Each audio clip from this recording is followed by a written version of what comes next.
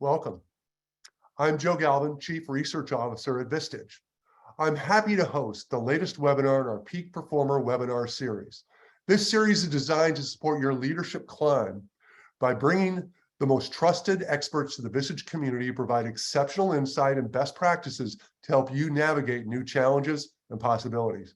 Today, we're really excited to be joined by James Jack, head of the business owner segment for UBS Wealth Management Americas. In his role, James and his team are responsible for providing the necessary resources and intellectual capital to business owners and the financial advisors who serve them.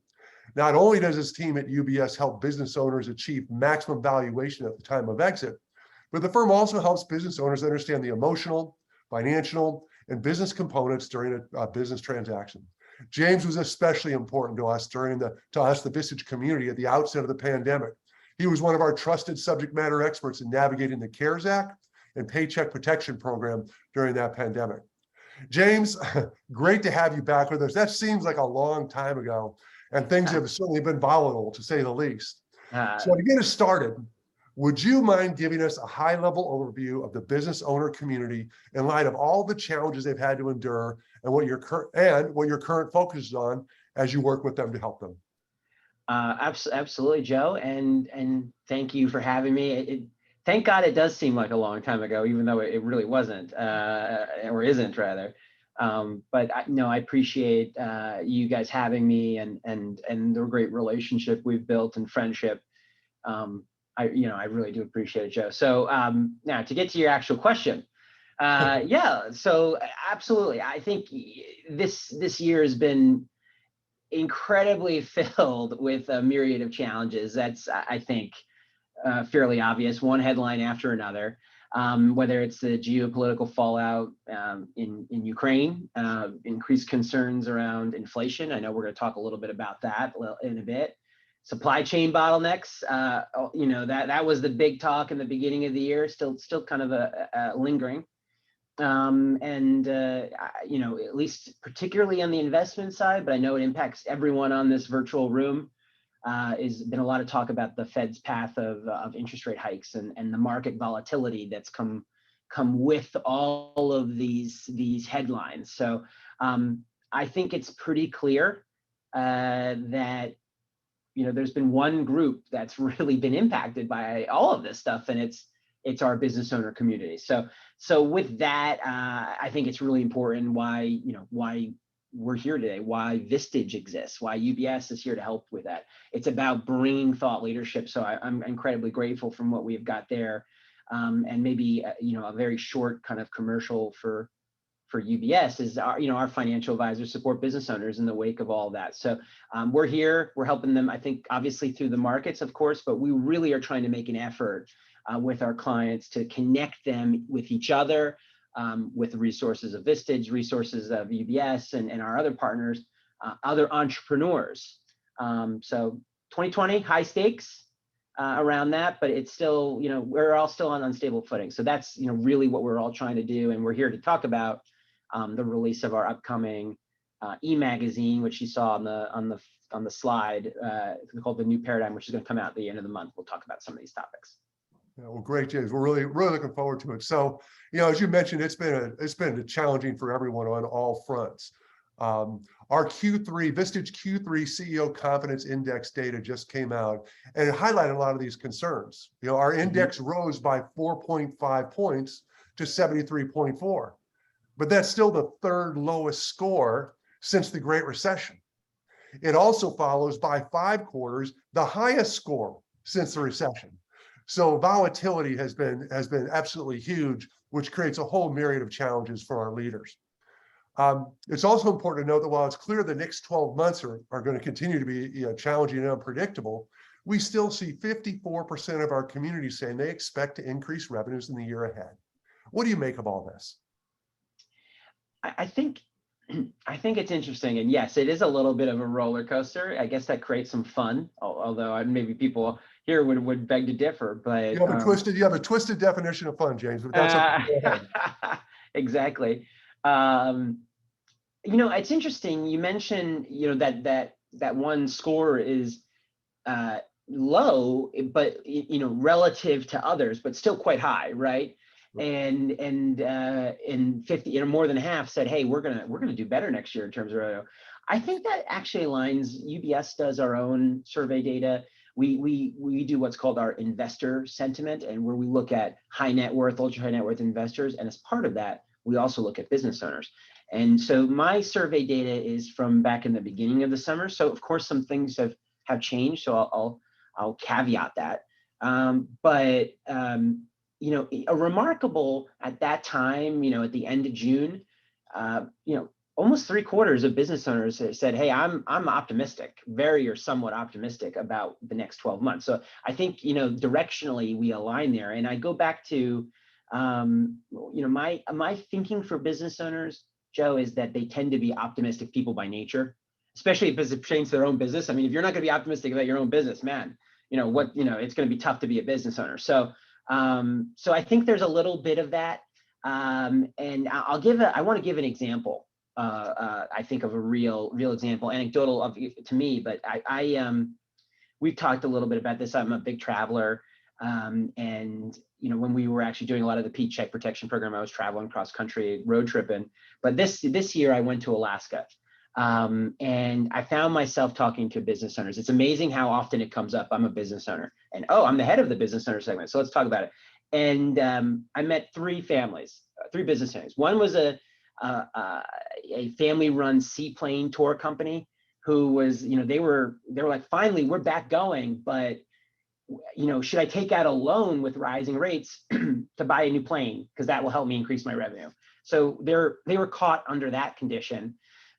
A separate family family was with me on a bunch of tours. And so finally they spoke up to me, and I found out that they recently bought, the husband of that family, they bought his dad's bike shop in Missoula, Montana. And they were talking a lot about the global bike supply chain, which was a big thing, particularly during the start of the pandemic. And then my last business owner that I met on this trip, I was sitting next to him on the flight, the 11-hour flight to Anchorage, and I was reading a book called Exit Right, which we sponsored this book. And he said, hey, what's the book about? And he proceeded to tell me a little bit about his startup. He's a doctor, older doctor, but now kind of budding entrepreneur, and he's about to raise Series B financing. So he was wondering, what does the potential change in valuations mean? So I give these kind of examples because I think business owners are really optimistic, and they're like excited to get back post-pandemic, but now all of these other challenges have come up. And I think it's a good microcosm of what probably many of your members are experiencing. So interesting stories there. Yeah, and there's no question the volatility has really forced decision-making in a very compressed environment. I mean, no one's ever dealt with a global pandemic. No one's ever dealt with this, at least recently, in the inflation and all the other challenges that are going on. And what's troubling, not troubling, what's really opportunistic is that CEOs, business owners are now entering into the 2023 planning season, right? We've ridden this roller coaster up and down, as you mentioned. No one can predict the future. No one's asking anyone to predict the future. But as people look out to that planning horizon, inflation is a top issue. Has that topped out? We just got the recent numbers yesterday on inflation. And again, inflation's been politicized, so depending upon your news source, it's either getting better or getting worse, and we're not going to go there. Other issues like hiring and unemployment, right? Hiring and retention remains a huge issue for our leaders. They spend so much time and energy bringing people in, they're reticent to let them go, even though you're beginning to hear, company A or big company B are letting people go. Rising wages are putting real pressure on bottom lines, but you have to raise wages, not just to hire, but to retain. Do you see that changing anytime soon? So it creates these issues about inflation, about interest rates, about hiring. Can you comment on that, and what direction would you give business owners as it comes into that planning season? Well, I think your point about the planning season, exactly why we're kind of coming out with our magazine, much like you guys have come out with your recent survey data and the information on there. So on inflation, so I'm not an economist, but I happen to work for a big bank. And so what I'll tell you is, what I've heard from our chief investment office, our CIO. They released kind of an alert, and actually I'll share it with you, Joe, if it's something that your members might find interesting. It's like a page, just kind of a little bit of their insights. But basically, CPI, the news came out the other day, that it dipped to 8.2%. That's still, very high, historically and kind of year over year. And so I think the outcome from there is that inflation number was still higher than kind of what was anticipated, and what also may help drive actions from the Fed. So we'll talk about that in a second. But on the flip side is, when you dig into the data, it looks as though, per our CIO, that consumers are beginning to shift away from goods. And I think the thinking from UBS is that should help in the months ahead, the supply side to catch up a bit. So that might help a little bit, kind of thinking about the future of inflation, and where that goes. So that's kind of the take on where inflation is right now. What does that mean, though, for the real world, right? I think, and I agree with what UBS CIO is saying, is that November is the next Fed meeting where they'll look at rates again, and they're baking in a 75 basis point increase. Seems pretty confident that will continue, especially when you connect that the high inflation with the still strong jobs report in September, right? September, the numbers were down. I think it was what was it, 260,000 versus 520,000 in August, whatever it is. It's down, but still higher than what was expected. So you take higher inflation, higher jobs increase, the Fed is going to look to continue to cool the economy, and that will be another 75 basis point increase probably in November. But then does that also mean that there might be another increase in December? And our people think that the risk of that is increasing based on the numbers from yesterday. So that's a real cause for planning about if you have debt, your debt, especially if you have variable debt, that's going to become more expensive next year. And that might also mean that the Fed hiking might continue beyond what was currently targeted. So that's something I think important to plan about. One, on terms of hiring and keeping staff, I totally agree with you that the war for talent over the last year and a half has been really, really ruthless, right? And yes, we have the great advantage of now that we can hire more people virtually or remotely, and that really expands our pool. That's a great service. But maybe if I was looking to hire someone in a low cost state, I'm not really getting that advantage as I thought I might be, because wage inflation is going up. So that's something that I think business owners are concerned about. I don't really have a view on are layoffs happening. My expectation is that business owners will be hesitant to lay off. So what my guess is that it will likely shift more to new hiring may slow or be reduced, but the people who are on board will probably stay. My guess. But I think that's how it all kind of comes together. I think the key point, though, is back to the rising rates. Yeah. Well, talent hoarding is a phrase I heard for the first time last week that says, again, every time a big company lays off somebody, a small company smiles because they're trying to get this talent that's so hard to get. Unemployment is at what, 3.5, 3.4? I mean, it's historically low. And it kind of leads to the discussion. Again, I'm not an economist either, but it's hard to imagine a recession when everybody's got a job. And in fact, we still saw 4.2 million quits in August, which doesn't mean people are quitting. It means people are upgrading to better jobs, higher pay, better situations, et cetera, et cetera. So it's a really unique dynamic that is challenging folks. One of the points you brought up earlier was around supply chain and how that the bike shop was worried about supply chain. We've seen improvements there. And it's one of the biggest issues facing business owners. What advice would you give to some of the people on the call today who identify this issue as their number one challenge, supply chain? Yeah, I think of, I forget the exact numbers, Joe, but it used to be, $3,000 for a crate, and now it's $21,000 or something like that. And some of that might come down, but most likely a good amount of that isn't going to be reduced, right? So that's now baked in cost. So business owners, I think, are really, supply chain in the beginning of the pandemic, people were thinking about the China tariffs and how they wanted to change supply chain. Then we got the jolt of the pandemic, and they're like, oh, I really need to change things. And now we're 2 years after that, and how many people have actually actioned their supply chain? I don't think it's a ton. So with that background, I think we do want to see, we are seeing some people who are actually saying, you know what, I pushed it off long enough. I do need to diversify where I manufacture, whether it's bringing it onshore to the US or nearshoring it, or a new term I've heard is something called friendshoring, kind of friendly countries to the United States that maybe will stay open and will follow similar rules and things like that. So that's kind of a funny term I've heard more. But I think that the advice I'd say is, what suppliers are critical to your business? Who are your key partners? What are their strengths and weaknesses? Really dive deep into that. And then if you do need an increase in production, who's ready to scale up? If you can identify that as a process, I know we're all very busy, but that could be quite helpful. And then once you're comfortable, then you can start finding and selecting your new suppliers. So that we're seeing that. I think the other thing is really get to know your vendors and suppliers. If you haven't already, you got to be transparent and communicate with them regularly. And you need to align your growth plans with supply chain capacity. That is critical. So I think we've all talked about it in the beginning of the pandemic. It's time to execute on that. Anticipate your risks in developing your contingency plans. All of those things we all know.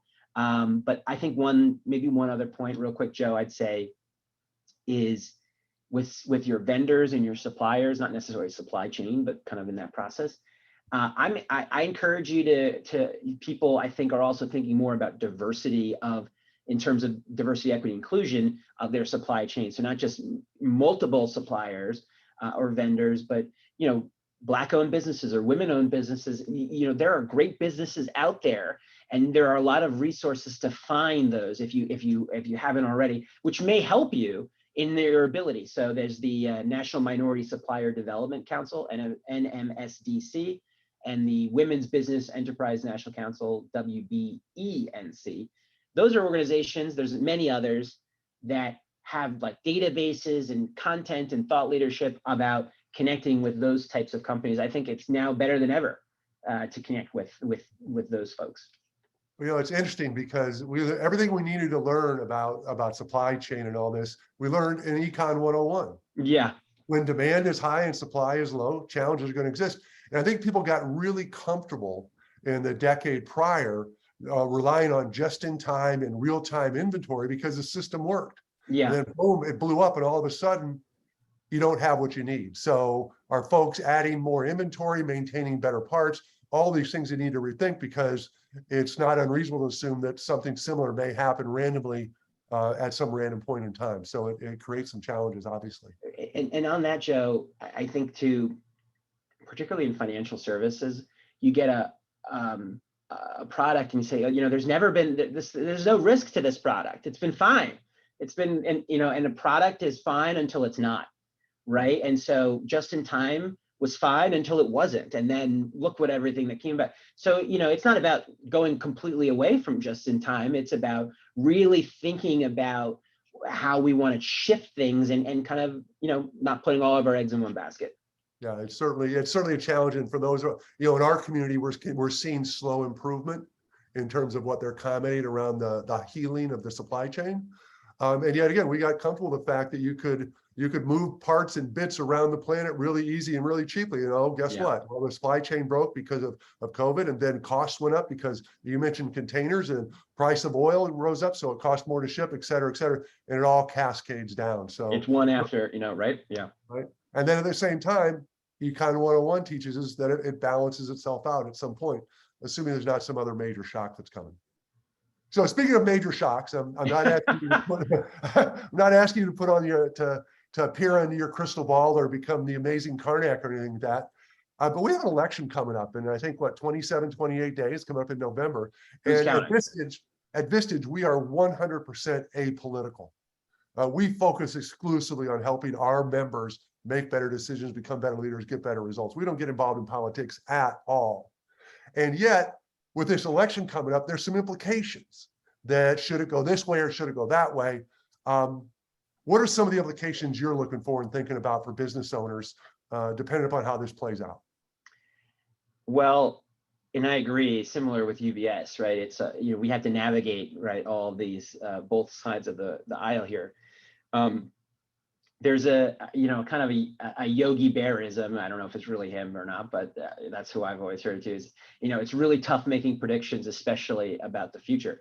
I think that's something that for UBS, we try to bring in our Office of Public Policy and our advanced planning departments, both of whom have been on Vistage programs in the past. Regardless of the outcome, and this is me personally, I think, but and UBS, I'm a believer that sustainability, diversity, and other ESG topics are going to continue to grow in importance. I think this year there's been kind of a political pushback on it, but ignoring that for a bit, we are seeing more electric cars, we are seeing more green energy, we are seeing more diversity of talent and suppliers we just talked about. So it is really becoming much more mainstream, and we're seeing more of the mainstream of that in the public investing markets. I'm a believer that that will move to the private markets, to the middle markets. So I think that will, on either side, doesn't matter, that will still continue to be important for the future and be important for our members at Vistage. If you are looking to attract customers, you're looking to attract the next set of employees, particularly younger employees, you're being part of your community, attracting capital, investors, and buyers, right? Eventually, in 5-10 years, if you're looking to sell your business at that point, you want to be situated for that stage, right? And you have to start working on that now. That's a big part of what Vistage is all about, is about building value in your company. So I think having a coherent, transparent, authentic message on ESG is going to be critical. So I'd focus on that. That's one thing. And I know you guys do a lot on sustainability. I know you have some separate sessions on that. So I think that's fantastic. I think on the M&A side, thinking a little bit about that, what impacts that? Certainly higher costs and rates that we're seeing right now, but also what about potential changes to tax code? I think last year we saw huge M&A activity that was based on pent-up demand from 2020, but also that there was potentially changes to the tax code that didn't pan out, but a lot of people were saying, I need to make that transaction happen and moving that up. Well, that could happen again. You want, if that's something for our members who are looking to monetize in the future, you need to be ready for if that's going to happen, that you can act and that you can also have things already done. So I'm a big encourager of do your planning now, your personal estate planning. If you need to, if you can take advantage of the gift and estate tax exemption, which right now is a little bit over $12 million per individual, that in theory will cut in half by the end of 2025.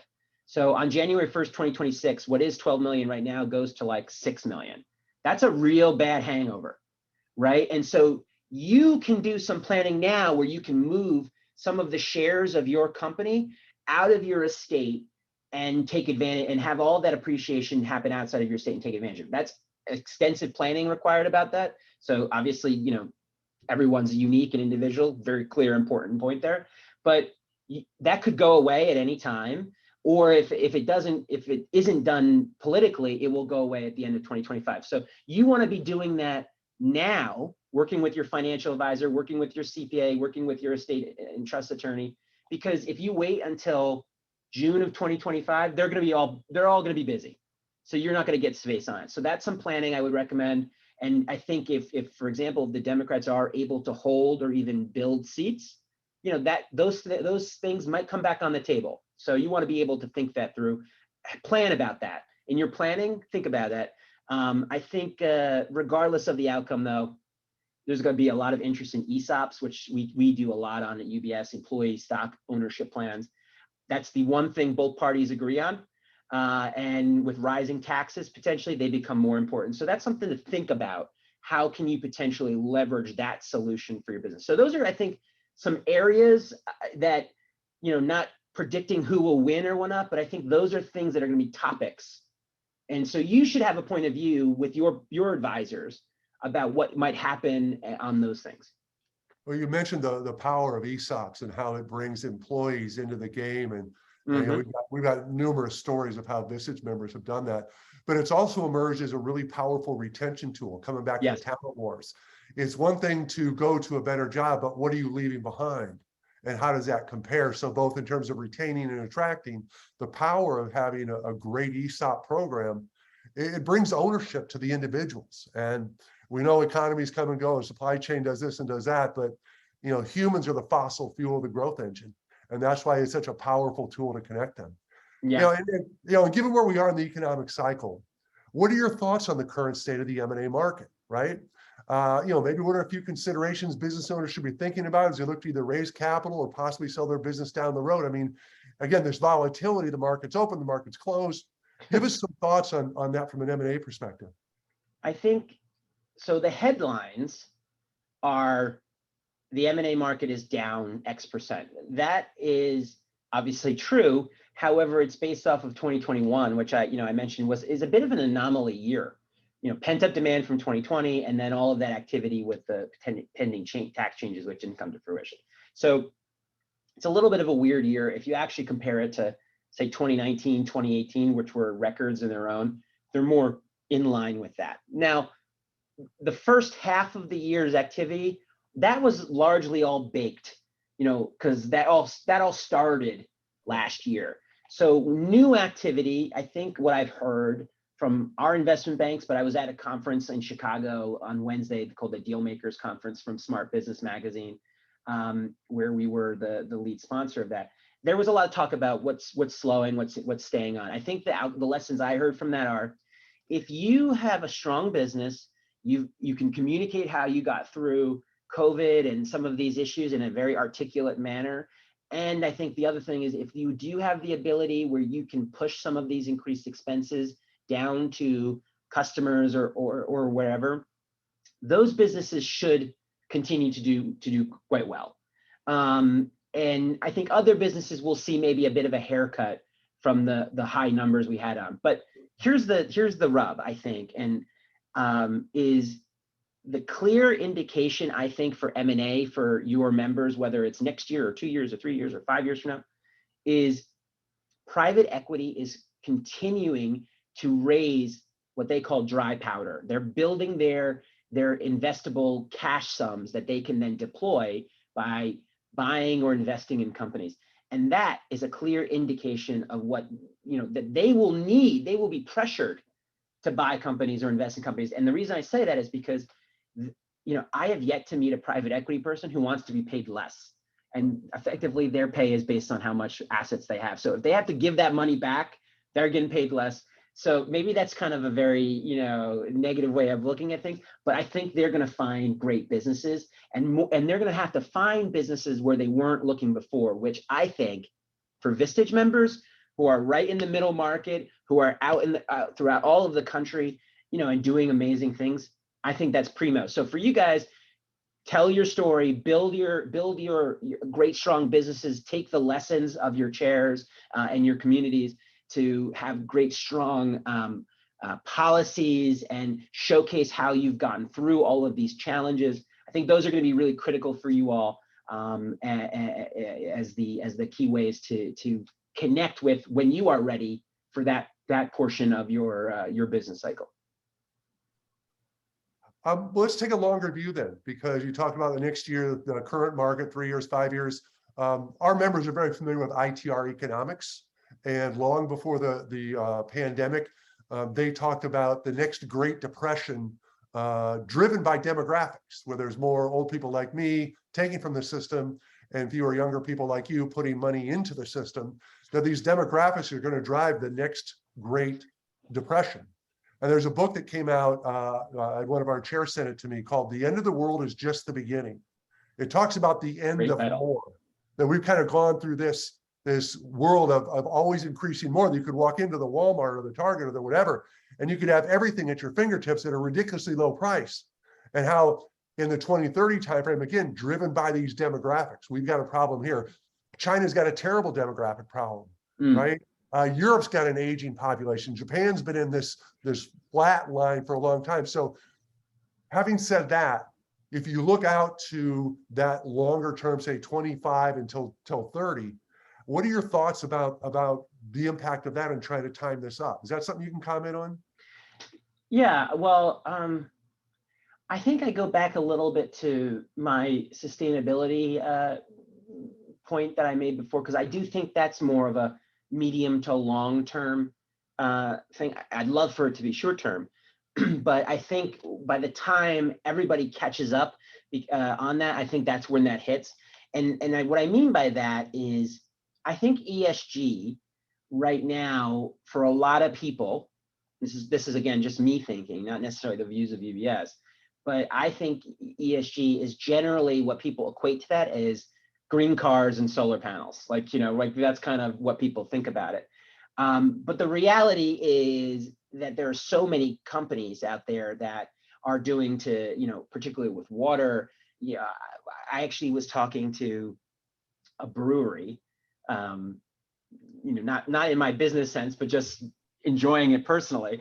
And what they were doing, water is such a critical part of the production of beer, and so how can you not have waste and things like that? So more and more companies, I think, are becoming ESG like that, where it's not like that they're, this green company, but they're really doing more things that are sustainable. And over time, those will have great impact. So with that kind of rub in the background, I think more businesses will have the opportunity to say, I want to be articulate on what I'm doing on sustainability. I want to attract great people, and I want to attract new customers. So that will drive things. So that's one thing I think in the 5 to 10 years where that will coalesce with ultra high net worth individual investors and family offices will demand their investments to be more sustainable or diverse.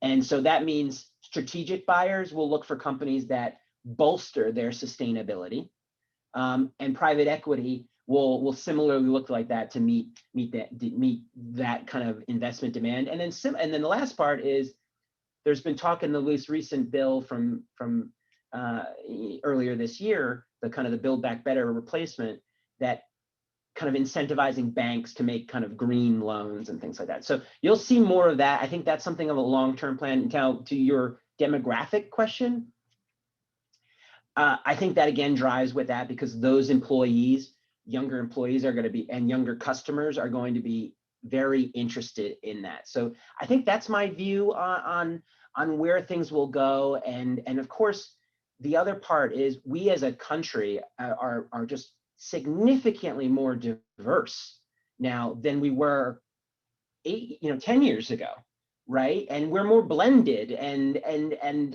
so that will open up things with the I think you guys talk about as Workplace 180 in your mostly, the workforce, the workplace is so dramatically going to change from, everyone is going into the same place at the same time. So we're going to figure out how to take advantage of remote work, and that will open up more talent. That will open up more customers.